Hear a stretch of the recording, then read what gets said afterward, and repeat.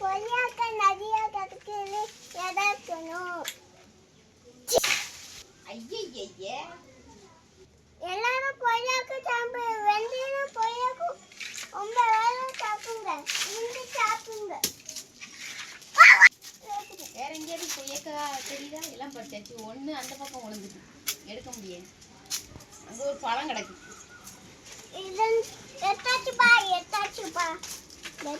அப்படியாப்பா? அது வேண்டாம்.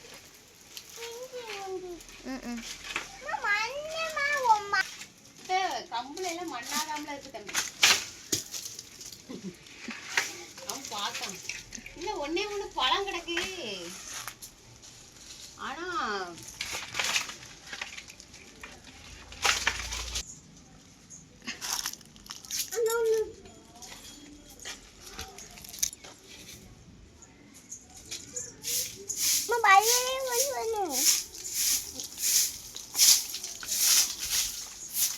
கிளீனிங் ப்ராசஸ் அம்மா சீக்கிரம் பண்ணுங்க.